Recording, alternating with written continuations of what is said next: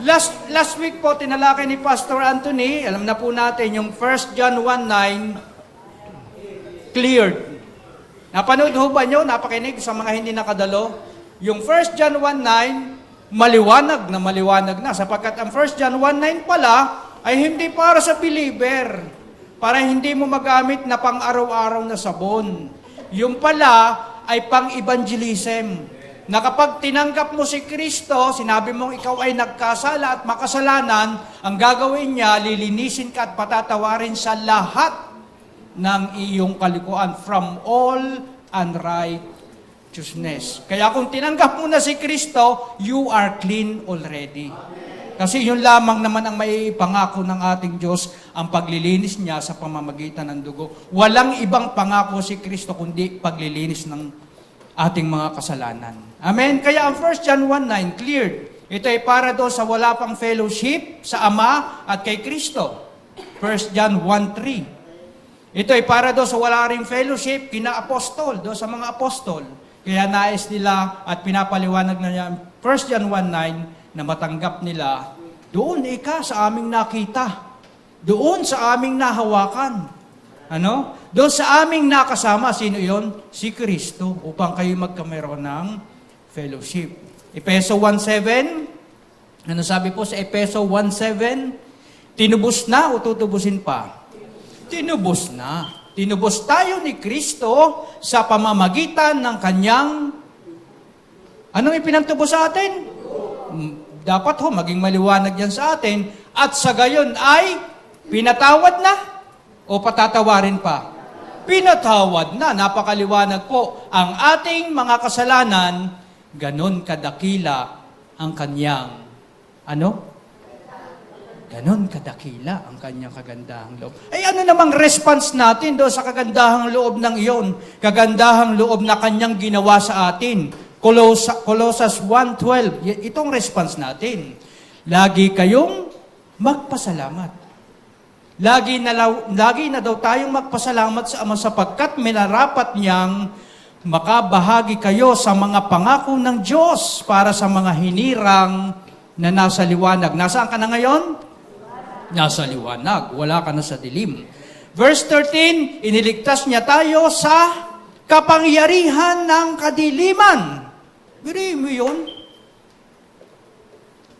Reasonable ba na ang isang tao mamatay para sa guyam?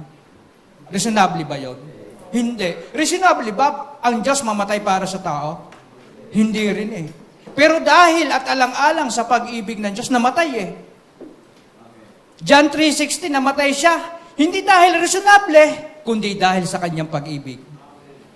Pero mo yung unconditional love na yun, kung sasabihin mo, hindi naman ako dapat mamatay sa iyo eh. Pero hindi tiningnan ng Diyos kung reasonably baga o hindi. Hinubad niya ang kanyang pagka-Diyos, nag-anyong alipin at namuhay sa kalagitnaan natin. Alang-alang sa iyo. Alang-alang sa iyo. Alang-alang sa iyo. Alang-alang sa ating lahat. Pwede pa natin palakpakan ng Diyos? Hindi reasonable para mamatay si Kristo para sa tao. Kung papaanong ang mga guyam, hindi, alam ka naman ako'y magpakamatay sa iyo para maligtas lang yung guyam. Ganon katindi ang pag-ibig, pero dahil sa unconditional love ni Kristo. Mag-response ka man sa akin o hindi, wala akong pakialam, mahal pa rin kita. Kung panampalatayanan mo ako, mahal pa rin kita. Kung di ka manampalataya, di ikaw na ang may problema.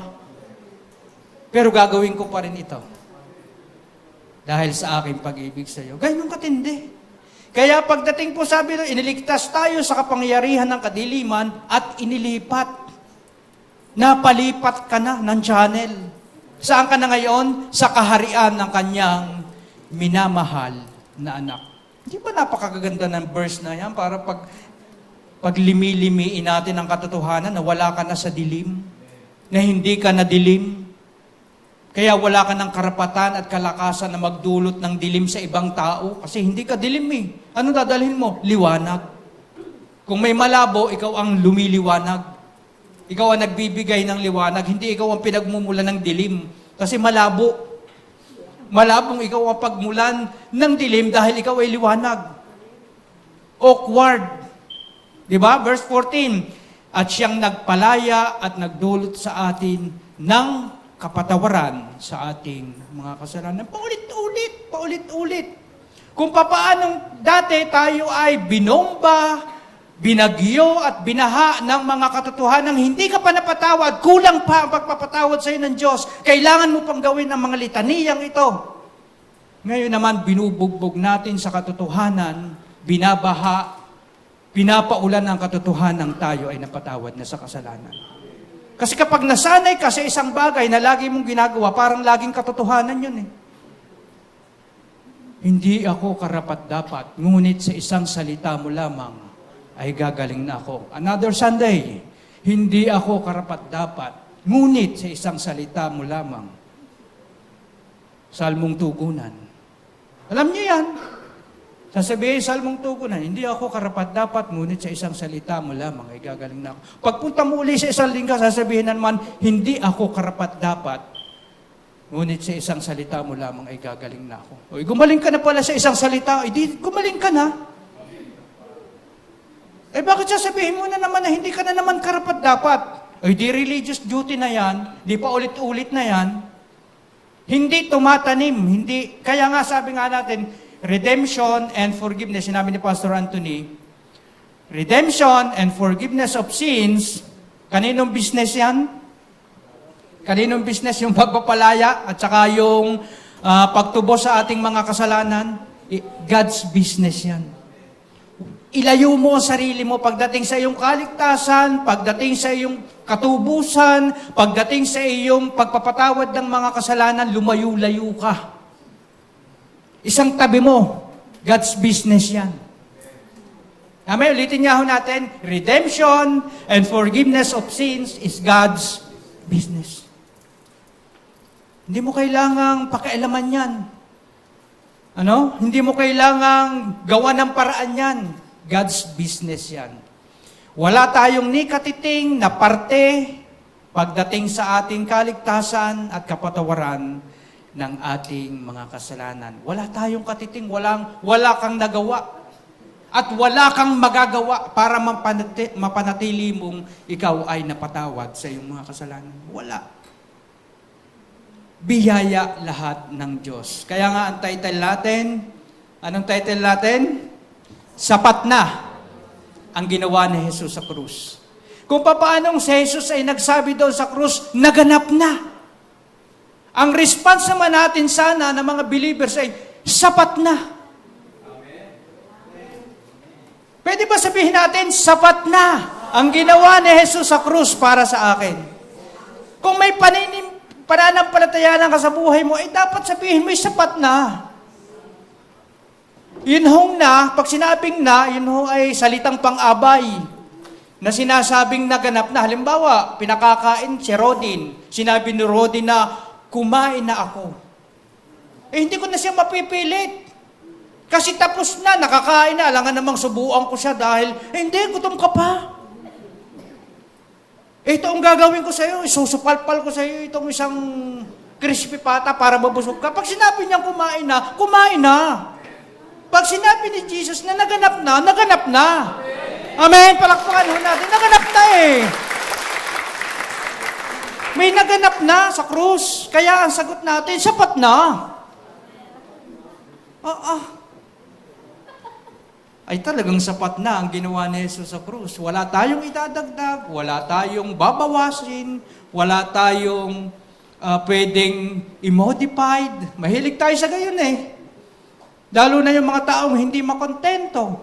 Laging may gustong pispisin, may gustong linisin sa mga natapos ng gawa. Diba?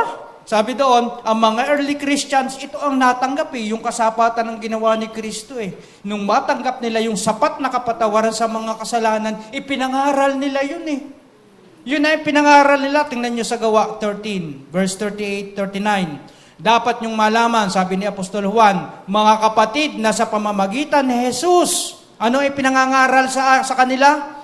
Kapatawaran ng kasalanan Nabayad na ang utang mo. Pagdating sa Diyos, binayaran ni Kristo ang utang mo. Ba't hindi mapaniwala ng mga tao na napatawad na ang lahat ng kasalanan? Sinabi na nga yan eh. Yan nga ang ipinapangaral ng mga early Christians, ng mga disciples. Unang Juan 2:12, sumusulat ako sa inyo, ikino-confirm ko, sinisigurado ko. Mga anak, sabi doon ni Juan, sapagkat pinatawad na. Ba't kahirap intindihin? Pinatawad na ang inyong mga kasalanan. Bakit? Dahil nag-confess ka, dahil nag-ask ka, dahil lumuhod ka, dahil ikaw ay nagpapako sa krus, no? Dahil sa kanyang pangalan. Parang hindi malabo. Ang malabo ay kung hindi ka magre-renew. Kaya yan, darating na naman ang Semana Santa pagkatapos ng Pasko. Maraming magpapapako sa krus. Bakit? Sapagkat alam nila na, abay, mababawasan ng kaunti ang aking kasalanan. Pero pagkatapos nung diretso sa inuman. And beside, kung magpapapako ka sa krus, siguraduhin mo na magiging katanggap-tanggap ang iyong dugo. Tama ba? Dahil ang tinatanggap ay dugo. At sisikapin mo na ikay walang bangis, walang dungis. Dapat walang dungis kasi ang inaalay doon sa unang pag-aalay, doon sa templo, talagang walang batik, walang dungis, walang, yung balahibo niya, kumpleto ang bilang, yung kanyang tenga, kumpleto, yung ilong, lahat.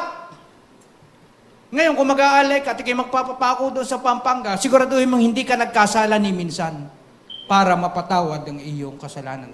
Dahil ang tinatanggap na kapatawaran sa kasalanan ay malinis na dugo. Sino nag-alay ng dugo na malinis para sa ating mga kasalanan? Si Kristo. Nag-alay na ba siya ng dugo doon sa krus? Tapos na, sapat na. Sapat na yung dugo ni Kristo para sa kapatawaran ng ating mga kasalanan. Anong gagawin natin? Biro mo, meron palang art yung doing nothing. The art of doing nothing. Yung halimbawa, may gumawa ng silya, si Brother Allen. Ulit, pinagsama na. Sorry Naglagay din ng silya. Ginawa niya, hindi akong gumawa.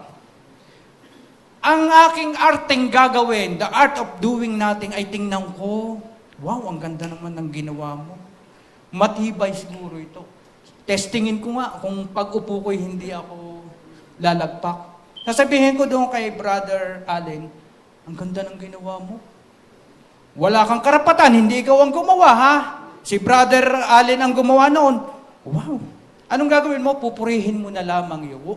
Wala kang gagawin, pupurihin mo na lamang yung gumawa. The art of doing nothing. Arte yan. Mahirap maganap yan dahil lalo na sa atin. Gawin mo ito. Gawin mo ito. Tinuruan tayong magpakabait ka. Ha? Para ikaw ay pumunta sa langit, dapat ikaw ay mabait. Hindi ka makakatanggap kay Santa Claus ng regalo kapag ikaw ay naughty. O, di ba? Kaya nagbabait ka dahil gusto mong makatanggap ng isang bagay. Pero kapag yari na, wala kang gagawin. Tapos na ginawa na. Merong kasabihan sa mga Italyano, paboritong-paborito ito namin, dulce far niente. Ulitin niya natin, medyo Italianong dating, dulce far niente. Alam niyo yung ginagawa naman yan, yung the sweetness of doing nothing. Hindi dahil sila'y tamad, ang isa pa niya, yung carefree stillness. Ang mga Italyano, kapag tapos na ang trabaho nila, naroon sila sa mga, doon sa isang lugar na nakaupo lang sila, nagko-coffee sila. Tapos ang kanilang tingin, nakaganyan. Yung pa kahit may nagnanakawan dyan, yung carefree sila, yung hindi sila naalimpungatan, para sa nagkakapilang sila. Kasi tapos na yung gawa nila Natapos na, hindi dahil sila'y tamad, kundi dahil tapos na yung kanilang ginawa. Ganyan din dapat tayo Dapat tayo ay namamahinga na dapat doon sa tinapos na gawa ni Kristo. Pagdating sa kasalanan, dapat ine-exercise mo yung dulce far niente na yan. Na ikaw ay humahanga na lamang sa, Lord, salamat po. Iba sa atin Iba pag nagkakape sa atin, hawak ang kape. Ano gang susuot ko dito? Sabay lagok, baba uli. Ay, aligaga. Dapat pag nagkakape ka, di ba dapat relax ka? Tapos ang kupita mo yung maliit. Ganyan ang mga Italiano, meron silang the art of doing natin. Siguro nare-repress sila, nare-relax sila. Gusto ho ba nyo nang nare-relax? Yung the sweetness of doing nothing, tayo namang lahat na tao, gustong nare-relax eh. Gusto ba yung kami maging relax? O hindi dapat panampalatayaan na natin yung sapat na. Tayo naman sabi doon yung carefree stillness, yung kahit na anong nangyari sa kapaligiran mo, bumabagyo, umuulan, panatag ang iyong kalooban. May problema o wala, panatag ang kalooban mo. Tinatakot ka ng mundo, panatag ang kalooban mo. Kasi alam mo kung ano ang iyong posisyon kay Kristo. Alam mo ang posisyon mo, alam mo ang destination mo, alam mo ang purpose ng buhay mo. Ngayon, nag-aaway sa Israel at saka sa yung mga Hamas. Posibleng, darating na ang Panginoon. Maraming Kristiyano ang medyo bumabait ngayon. Alam niyo kung bakit? Ikaw na ang maiwan. Bakit? Kasi saan nagmula yun? Doon sa rapture na movie, pati pastor na iwan. Kaya ako doon, baka maiwan din ako. Nagdududa rin ako sa aking, ako naman, galing doon sa pananampalatayang nalilipol yung kaligtasan. Di siyempre, magbabalik loob ako sa Panginoon. Pag panahong nag-aaway ng Israel, lumindol nung isang araw ng umaga, kailangan nating magbait-bait, baka mabagsakan tayo ng kisame nito, saan tayo pupunta? Pero pag alam mo ang iyong destinasyon, meron ka ng ticket, na may boarding pass ka na, nakaupo ka lang doon. Nakaupo ka, the art of doing nothing. Amen? Hindi dahil ikaw ay tamad, marami tayo. Huwag yung pagkakamalian, maraming dapat gawin ng isang Kristiyano. Amen? Marami tayong dapat gawin. Kailangan nating ialay ang ating katawan sa Diyos. Kailangan tayong lumakad sa Espiritu. Kailangan iukol natin ang ating isipan sa katotohanan. Kailangan nating ibigin ang ating kapwa, gaya ng pag-ibig ni Kristo sa akin. Hindi tamad, hindi pagiging tamad ang the art of doing nothing. Pero pagdating sa tinapos na gawa ni Kristo, permi ka. Sabi nga ni Pastor, huwag ka nang malikot. Pag umupo ka doon sa ginawa ni Kristo, huwag ka nang malikot. Kahit may turbulence sa loob ng eroplano, huwag ka nang malikot, wala ka rin naman magagawa. Pero isang tiyak, makakarating ka sa New York, makakarating ka sa Boracay, makakarating ka sa Palawan kapag sakay ka na ng eroplano. Perme, huwag malikot. May ginagawa ang Diyos para sa iyo. Ano yung dapat nating hindi ginagawa? What not to do? Yung ikaw ay mapalapit pa sa Diyos. Hindi na tayo mapapalapit sa Diyos. Huwag mo nang pilitin na mapalapit sa Diyos. Na naman. Ano ba namang aral yan? Magkukunot noon na naman ang mga yan. Magsasalubong ang kilay. Yung isang kilay ang tataas. Yung isa, nawala ang kilay. Nag-aalit ng kilay. Sa kalituhan na, anong itinuturo nyo na hindi na tayo dapat mapalapit sa Diyos? Anong tinuturo nyo na hindi ka na dapat humingi ng kapatawaran at paglilinis? Number 2. Anong sinasabi nyong itigil na yung pag-i-examine mo ng iyong puso? Ano yung sinasabi mong huwag ka nang makakaranas pa para mapalapit sa Diyos? To feel or experience more, number 4. Yan na, number 4 na po. Ito bang mga bagay na ito ay talagang hindi na natin dapat gawin? Talaga bang yung kanta ko na ang puso ko'y dinudulog sa iyo, hindi na dapat kantahin? Tandaan ho ba ninyo yan? Ewan ko kung napakanta rin ko yun ng banal na tahanan. Ang puso ko'y dinudulog sa iyo, nagpapakumbaba, nagsusumamo. Ako'y paging dapatin mong ikaw ay aking mamasdan. Loobin mong ang buhay ko'y maging banal mong tahanan. luklukan ng iyong wagas na pagsinta. Hindi na ho natin inaawit yan. Sapagkat hindi ka lamang banal na tahanan, ikaw ay templo pa ng Diyos. Na kung paanong ikaw ay dating ikaw ay malayo, pero inilapit ka na ng Diyos. Alam niyo, yung apat na yan yung pamosong aral na laging ginagawa ng mga Kristiyano, pinipilit isaksak sa ating mga isipan, yan ang gawin mo. At ang apat na yan, di yan nakonsumo ang lahat nating oras at panahon nung una. Yung parang ikaw ay aakyat ng mataas para maganap po ang mga bagay na yan, at the end na ikaw ay malapit na, bababa ka na naman. Uulitin mo na naman. Bababa ka na naman. Paulit-ulit. Naubos na ang pera mo dyan. Dahil kung saan ka pupunta para maranasan mo yung bagay na yan, saan ba ako makakaranas na parang ako'y spiritual. To feel or experience more. Saan ba ako mapapalapit? Sino ba yung pastor na talagang ramdam ko'y malapit na malapit sa Diyos, doon ako a-attend? Kamukha noon si Kristo. Ang damit ay puti, huwag kayong magkakano, laging nasa Maynila yan, taga-India yan. Ay, ang haba ng puti, mula leeg hanggang talampakan, nakaputi eh. Ang tingin ko sa kanya, parang si Jesus na. Doon din ako a-attend para mapalapit ako sa Diyos. Huhulaan ako niyan, ako ay iaano niyan, papatungan ako ng kamay niyan, tiyak na ako'y makakatanggap ng forgiveness and cleansing. Marirefresh na naman ako.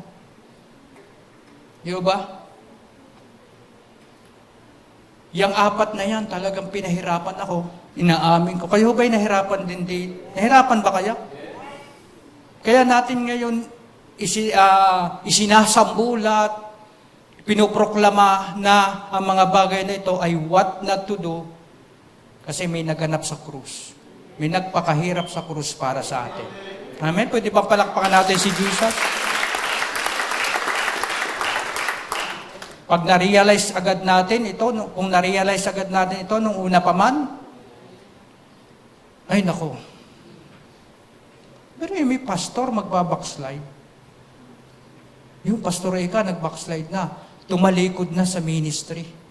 Iniwan na ang kongregasyon. Yun Eka, si kapatid, hindi na umaattend ng 4 na linggo, nag-backslide na. Pero yun yung mga pananaw na yun. Isipin mo, kayo ni Kristo nag-backslide. Kasi sabi ni Kristo, hindi kita iiwan, ipababayaan man eh. Lagi kang kasama ni Kristo. Di sabi mo, Kristo, kita na, mag-backslide na kita. Kasi saan ka pumunta? Naraw si Kristo. Papayag ba si Kristo na mag-backslide ka? Na mawala ka pa sa Kanya? Pero dahil nga sa mga bagay na ito na ating napag-aralan, para tayong na-torment.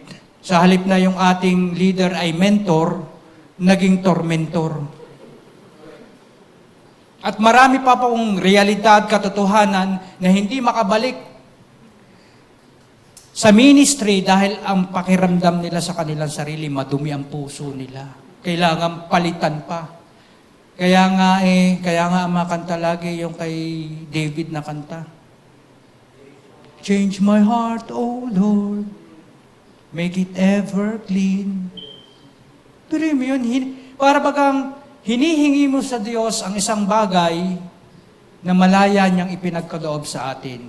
Nasasabihin lang niya, panampalatayaan mo naman na ikaw ay may malinis ng puso. Sabihin mo naman sana na sapat na ang ginawa ko doon sa krus. Iyon lang ang hinihingi ng Panginoon. Ma-realize natin yung kasapatan ng ginawa ni Kristo sa krus. At kapag yun ay na-realize natin, wala. Mamamahinga ka sa tinapos na gawa ni Kristo. Di ba't yun ang kanyang paanyaya doon sa mga Israelitang hirap na hirap? Ay pumarito kayo. Kayong mga napapagal. Kayong mga nabibigat ang lubha. At kayo'y aking parurusahan. At kayo'y lalo kong pabibigatin. Hindi naman ganun na sinabi. Ang sabi niya, kayo'y pagpapahingahin.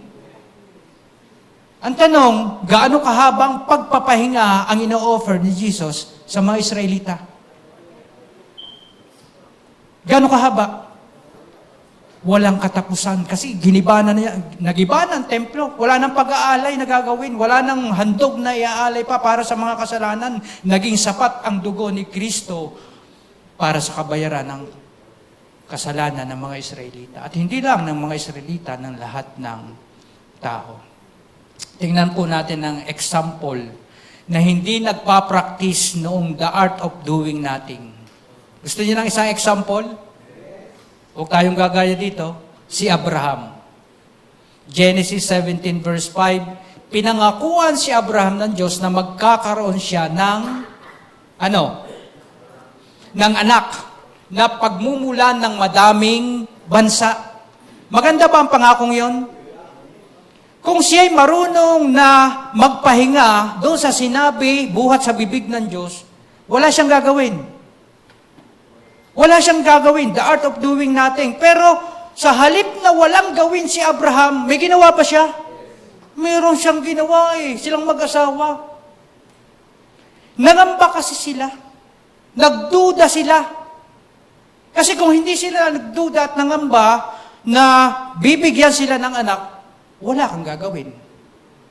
Mag-iintay ka. Kung baga, uupo ka, kukuyakoy ka na lamang.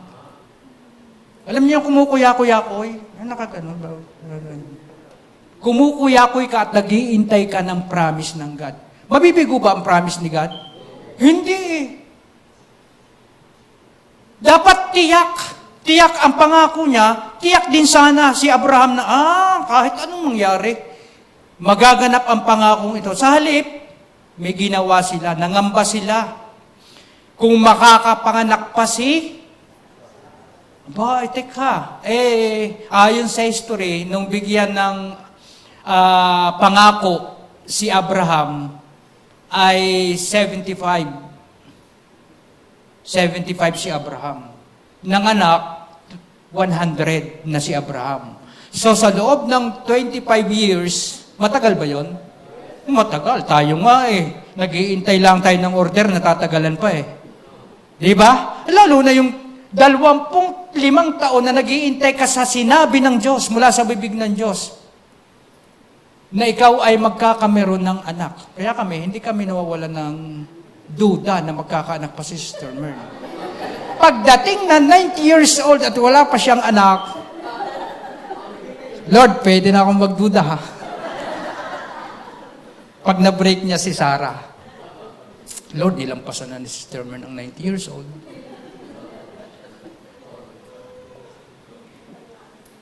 Huwag kang magduda. Sabihin mo sa katabi mo, huwag kang magduda sa pangako ng Diyos.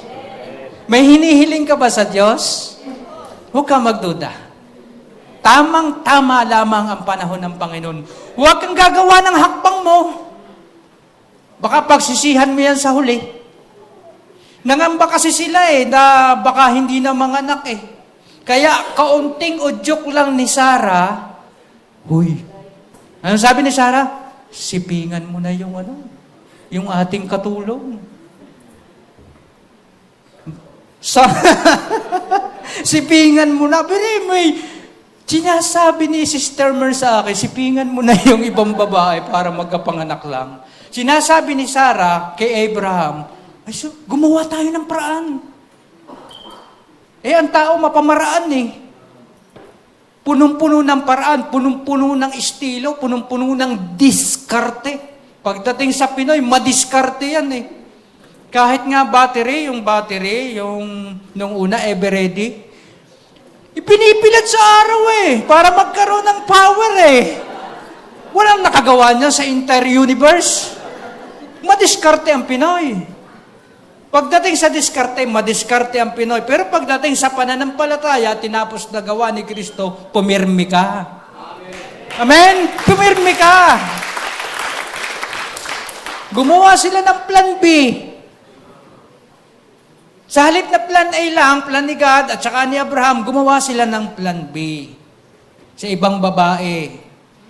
And the rest is history. Kung kaya merong away ngayon sa Middle East, sa Israel, ay gawa ng ginawa ni Abraham. Huwag na kayong magpapakalito-lito pa na bakit ba may away ang Hamas, bakit ba may away, bakit ba may conflict. Dahil yon sa plan B na ginawa noong dalawa. Kaya huwag kang gagawa ng plan B. Sabihin mo sa katabi mo, huwag kang gagawa ng plan B. Oo. Laging may plan A ang God. At wala kang option, hindi ka pwedeng magdesisyon na gumawa ng plan B. Chaos yan. Magiging chaotic ang iyong buhay. Kaya, kung pinili ni Abraham na siya ay mag-relax lang at walang gawin, natupad ng walang conflict na hanggang ngayon ay dinadanas ng buong nasyon ng bansa. Huwag nating subukang tulungan ang Diyos sa kanyang mga plano. Amen? Huwag nating subukang tulungan ang Diyos. Mag-relax ka sa kanyang mga plano. Ano yung lessons from Abraham na huwag nating subukan tulungan ng Diyos? Huwag mong tulungan na mailapit ang sarili mo sa Kanya. Number 1, yun po. Huwag nating tulungan ng Diyos na mailapit natin ang ating mga sarili sa Kanya. Yan na naman. Masakit na naman yan sa lalamunan. Malalaki na naman yung tipak ng pagkain na mahirap lunukin. Hindi ko ilalapit ang sarili sa Kanya. Huwag nating tulungan ang Diyos na mapatawad tayo sa ating mga kasalanan. Huwag nating tulungan ang Diyos na malinis niya ang ating puso. God doesn't need our help. Because, sabihin nga natin, it's already been done.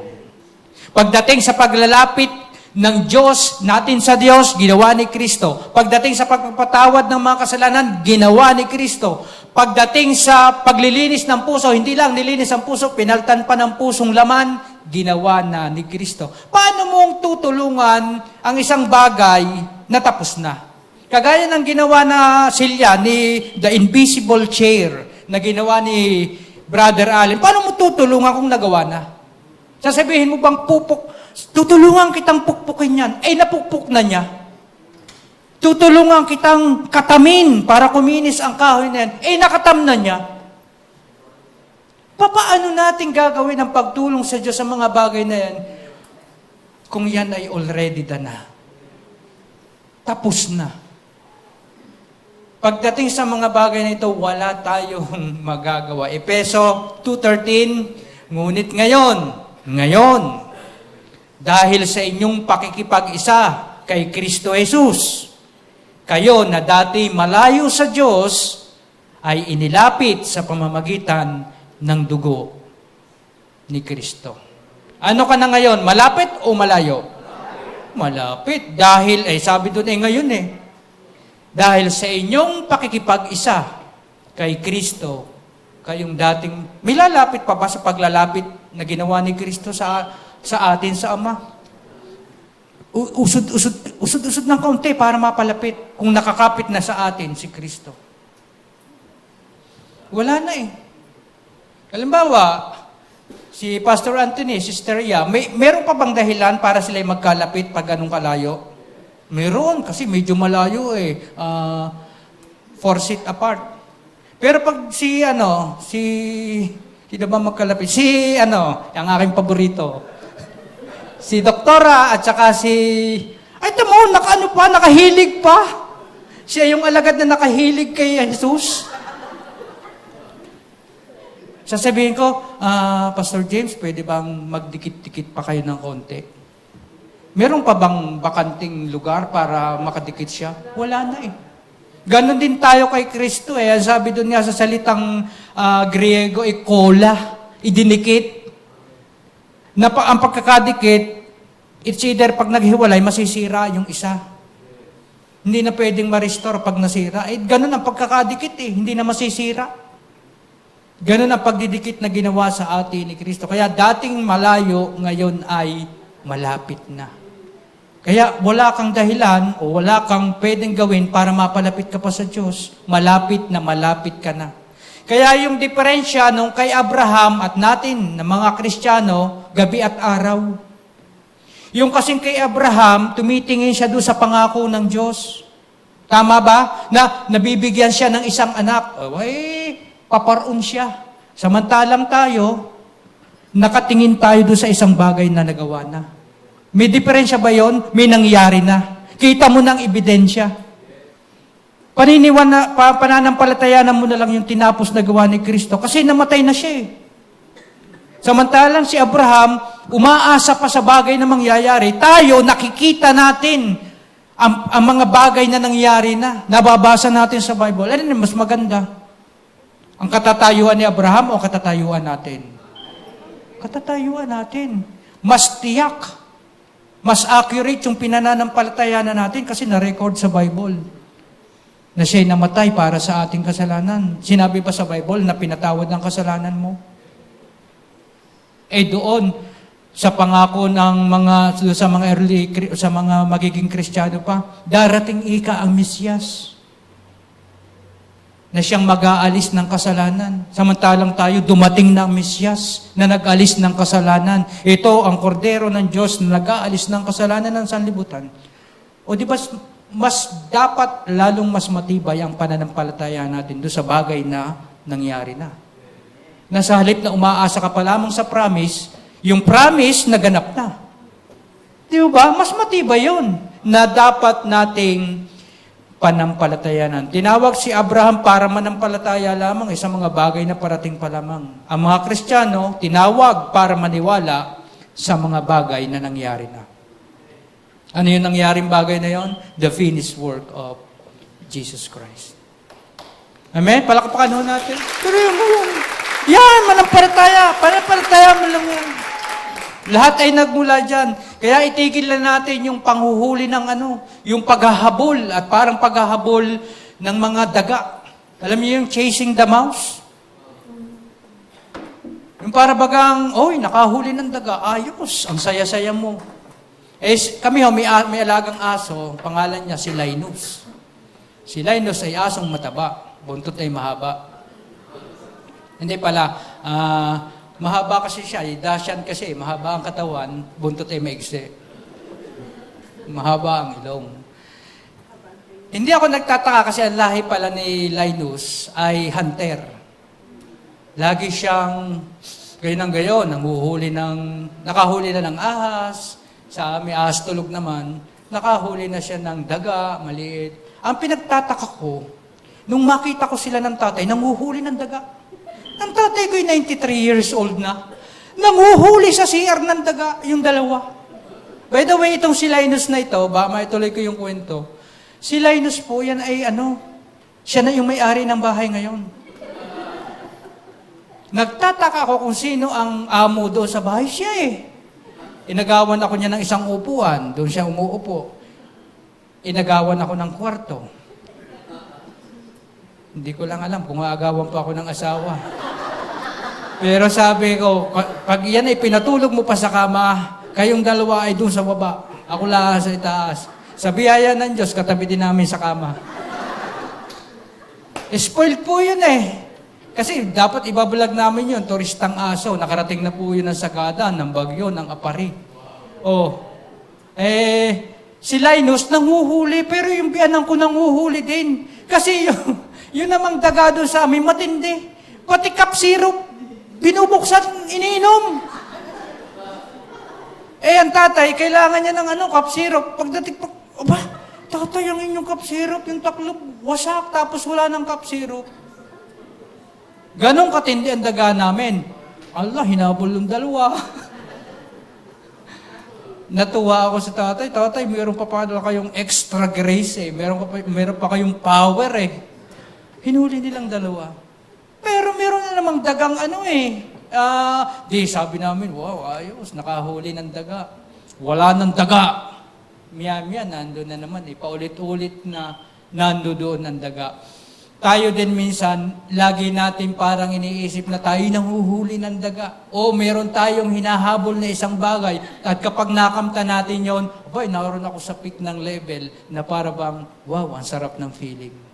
Kaya naman yung parang tayo naghahanap ng isang dramatic worship service. Yan yung parang naghahabol ka Ano yan mga yan? Mga dramatic worship service. Yung bagang ilaw parang mabubutas ng bumbunan mo sa tala, sa liwanag, na yung ikaw ay laging nasa campfire o doon, mag-rededication tayo.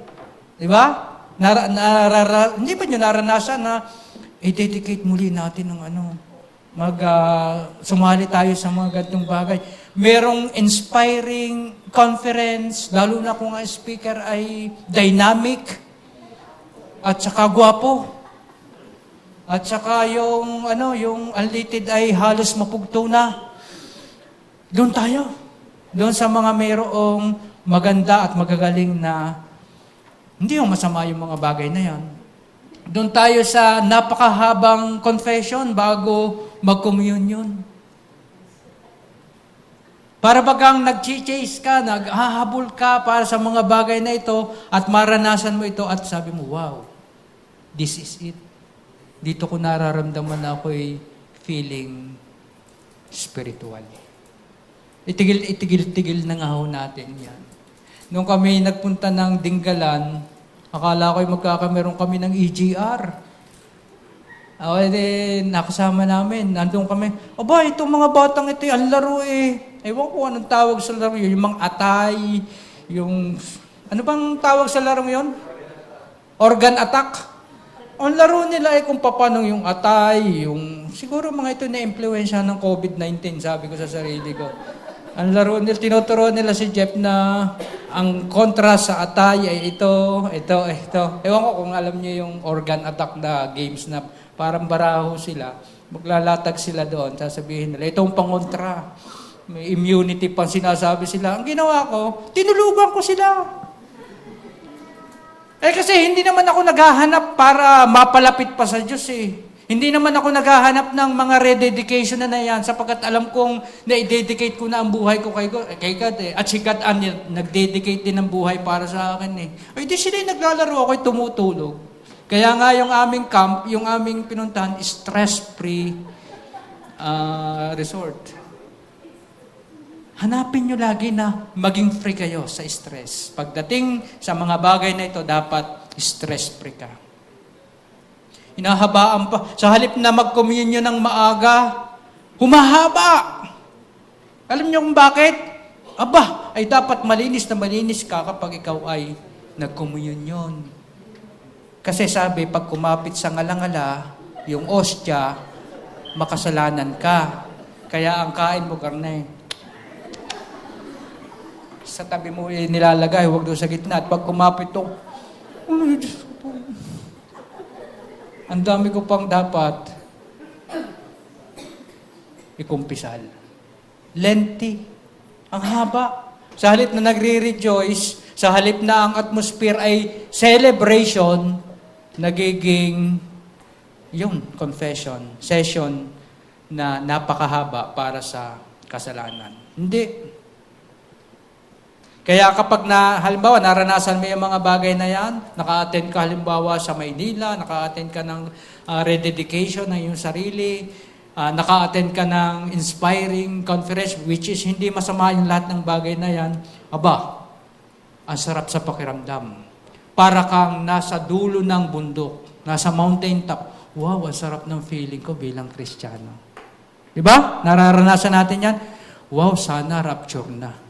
Sana dumating ka na, Lord. Bakit? Press na press ka Feeling mo, sarap. Parang kahit anong mangyari ngayon Kahit dumating na ang Panginoon, kahit mag-rapture, handa na ako. Naranasan mo kasi yung mga bagay na yan paano kung hindi mo naranasan? Paano kung hindi mo na-rededicate ang iyong sarili? Paano kung hindi ka naka-attend ng revival?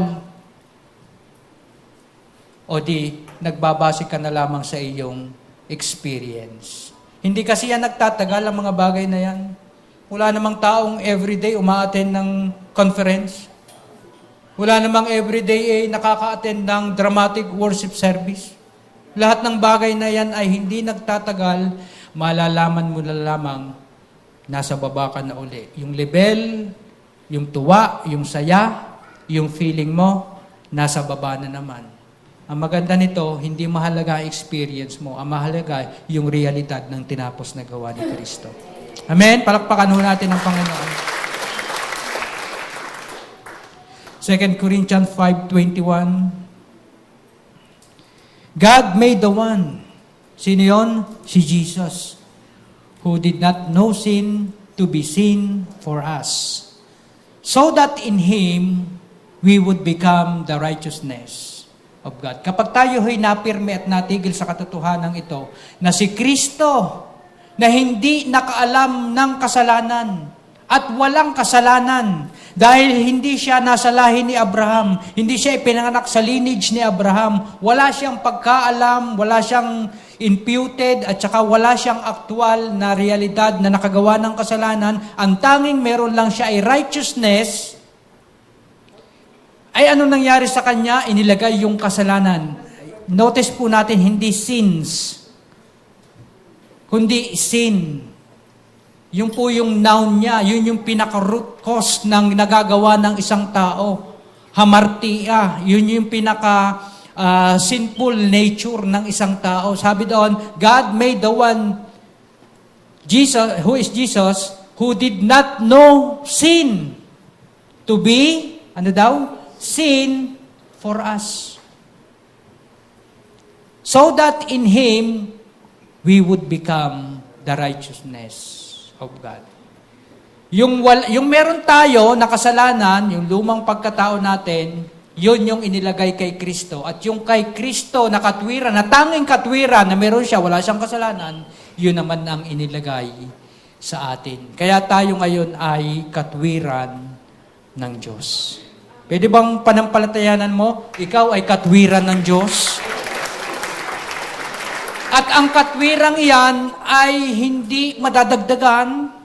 May nagtanong sa akin, pastor pa naman, ibig niyong sabihin, kayo'y kasing katwiran ni Jesus Christ?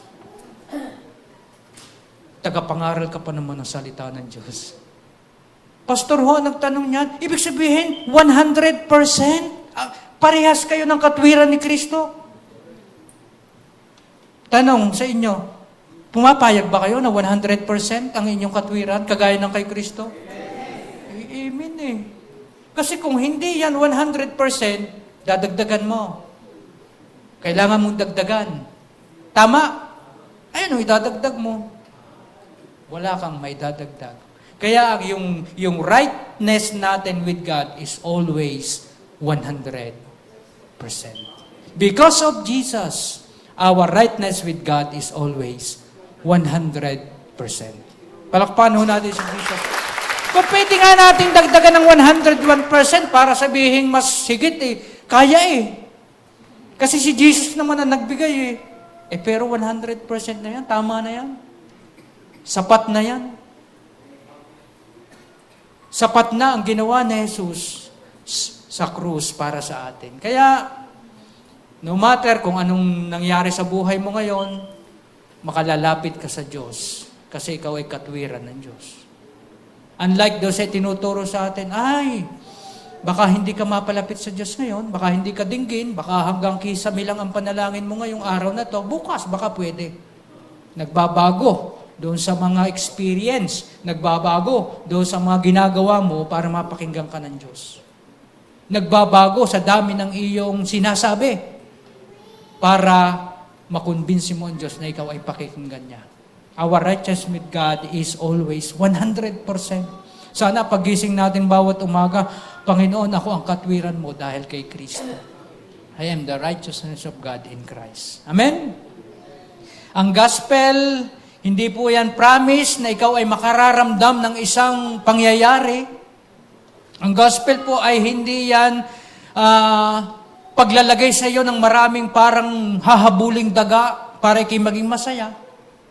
Ang gospel ay pag-iimbita para tayo ay tumigil sa pagkagutom at pagkauhaw dahil tinanggap natin si Kristo.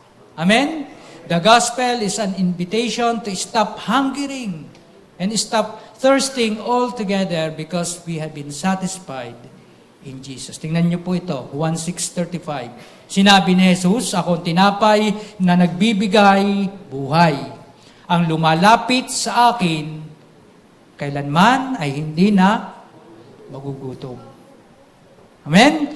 Kailanman at ang sumampalataya sa akin ay hindi na mauuhaw kailanman. Tanong, yan ba ay sa pisikal na pagkain at sa tubig na pisikal? Na pag tinanggap mo si Kristo ay hindi ka na kailanman magugutom? Na kahit kailan pag tinanggap mo si Kristo, hindi ka na mauuhaw? Sino sa inyong umiinom pa ng tubig? Ang sabi dyan, kailanman pag tinanggap mo si Kristo ay hindi ka na mauuhaw. So anong uri ng buhay ang inialay, ang pinatutungkulan dyan? Patungkol sa iyong espiritu, patungkol sa iyong born again spirit. Kaya wala ka nang pwedeng ilagay doon para mabusog yun. Wala ka nang turo kahit saan na sinasabing kulang ka pa, kailangan mo pa ito para ikaw ay masatisfied. Kailangan mo ito, kailangan mo ng 5 asawa, 6 na asawa, kagaya na nangyari sa Bible, para ikaw ay masatisfied. Kailangan mo itong bahay na ito na 7th floor, doon ka titira sa attic para ikaw ay masatisfied. Pagdating naman ng panahon, gusto mo doon din sa baba. Ayaw mo na rin sa 2nd floor. Di ba? Ano bang pumuno sa ating espiritu? Si Kristo. At sapat na ang kanyang ginawa sa krus para sa atin. Kaya ang gospel, yan po ay invitation by faith na dapat nating matanggap para ma-practice natin yung the art of doing nothing. Romans 4:5, but to the one who does not work, but believes in Him who justifies the ungodly, his faith is credited as righteousness. Paano magiging credited ang righteousness? Manampalataya ka. Huwag kang gumawa. To the one who does not work, your faith will be credited as righteousness. Huwag kang mag-aambag, huwag kang magdadagdag, pumirmi ka, huwag kang kikilos, freeze. Amen? Hindi natin pwedeng hanapin ang mga gantong bagay kapag sinabing, kailangan mo ito. Kailangan maranasan mo mga bagay na ito para ma-enhance ang iyong faith. Kailangan mong gayahin si Daniel nung nag-fast. Kailangan mong gayahin, kailangan huwag kang kumain pag Biyernes para maranasan mong something spiritual. Kailangan mo magsalita ng wika. Ano? May nagtuturo po ganyan. Tuturuan kitang mag-speaking in tongues. Paano? Sabihin mo, nye. Meron hong ganyan. Hindi ho tayo excuse yan. Nya. Gayahin mo ako. Pwede bang ganon? Hindi mo pwedeng iparanas sa kanya, sasabihin mo, pag naranasan mo yan, spiritual ka na. Paano doon sa hindi pinagkalooban, regalo yan, na makapagsalita ng wika? At ang kanyang, ang regalo sa kanya ay maglingkod, tumulong sa kapwa, magbigay. Dahil lang sa spiritual gift, naaabuso. Na dapat mong maranasan ang bagay na ito para ikaw daw ay maging spiritual. Kaya pag mapapansin nyo, pag sa loob ng church, sabi ng isa, nye. Ang hirap nito, pag may pumasok na iba, ano sasabihin ng iba? May mga lasing. Agang-aga na may lasing na agad. May mga ganyan na eka. Kasi nga, wala sa order. At ang sinasabi lang nila, itong mga bagay na ito, pag naranasan mo, spiritual ka. Kailangan lumapit mo lagi dito para ma-lay hands ka ni pastor. At pag na-lay hands ka, dadaloy sa kamay ni pastor yung isang electric, pag tumama sa noo mo, mararamdaman mo yan. Kailangan maramdaman mo. Naramdaman ko, nagisay ako Kita nyo yon? Naghahanap ka ng experience para maranasan mo yung kalapitan ng Diyos, yung pagkilos ng Diyos. Which is, dapat lingunin mo lang naman, sapat na ang ginawa ni Kristo sa krus.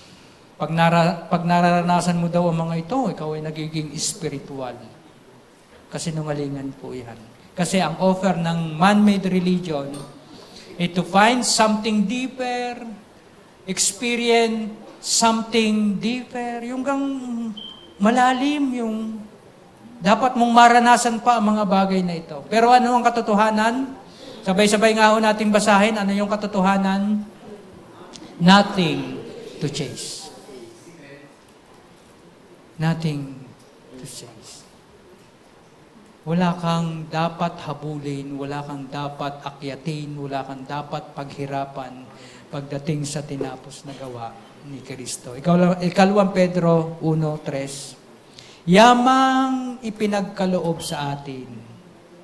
Yung yung dati mong hinahanap, yung dati mong inaakyat, yung dati mong pinaghihirapan, ito na ang sagot. Yamang ipinagkaloob sa atin ng kanyang banal na kapangyarihan ang lahat ng mga bagay na nauukol sa iyong buhay at sa kabanalan sa pamamagitan ng pagkakilala sa Kanya. Nakilala na ho ba natin siya?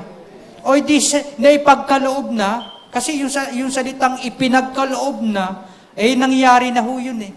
Amen? Ipinagkaloob na sa atin ng Kanyang banal ang lahat ng bagay na nauukol sa buhay at sa kabanalan. Kaya sabi doon ay sa pamamagitan ng pagkakilala sa Kanya na tumawag sa atin, sa pamamagitan ng Kanyang sariling kaluwalhatian at kagalingan. Colossians 2:10, and in Him you have been made incomplete. Incomplete pa? Complete na. Kompleto na. And He is the head over all and over all authority. Maganda ho yan sa Tagalog. Kaya't kayo'y, ganap na. Sa pamamagitan ng inyong, pakikipag-isa sa Kanya. Kailan ka naging ganap? Kailan tayo naging ganap? Nung tayo'y nakipag-isa na kay Kristo. Kasi siya yung nakakasakop sa lahat ng kapangyarihan at pamamahala. Ikaw pala ay kumpleto na. Ikaw pala ay ganap na. Wala na palang pwedeng idagdag ang sanlibutan para makumpleto ka. Wala na palang pwedeng experience na mangyari para ikaw ay maging ganap at kumpleto. Kumpleto ka na. Bakit? Dahil dumikit sa iyo si Kristo. At ikaw naman ay pumayag na dikitan niya. Nagpasakop ka kay Kristo, iisa na kayo. Ano pwede mong kailanganin sa mundong ito na hindi nagpagkaloob ng Diyos? Kaya nga sabi doon, dahil sa Kanya, sa pamamagitan niya, dahil sa ating pakikipag-isa sa Kanya, ay ipinagkaloob na sa atin yung kailangan mo sa buhay na ito, kahit yung kabanalan mo. Wala nang mapapadagdag pang kabanalan sa iyo dahil kay Kristo. Hindi mo na pwedeng i-enhance yung kabanalan mo dahil nasa iyo na si Kristo. Ganap Ganap na, kumpleto na. Sana naman ay maranasan natin yung kakumpletuhang yun. Mapunuan ka, ma-realize mo, mag-renew ka ng isip na, kumpleto na ako eh. Kaya yung takeaway natin, pag sinabi may nag-offer sa akin, kailangan mo ito para maging kumpleto ka na. Ano sasabihin mo? Okay na ako eh. Dahil sapat na ang ginawa ni Jesus sa krus. Kapag may nag-offer sa iyo, kailangan mong gawin ito para mapatawad ako sa kasalanan. Sabihin mo, okay na ako eh. Sapat na ang ginawa ni Kristo. Hindi kailangan malubos ang kaligtasan mo. Sabihin mo, okay na ako eh. Sapat na ang ginawa ni Kristo. Kailangan mo ito para mapalapit kang lalo kay Kristo. Okay na ako. Sapat na ang ginawa ni Kristo. Ganito ang pagpasok sa langit. Kailangan mong gawin ang mga bagay nito. Okay na ako. Naniniwala akong sapat na ang ginawa ni Kristo doon sa krus. Pag dumating ang dyablo, sasabihin, hindi ka karapat-dapat sa Diyos.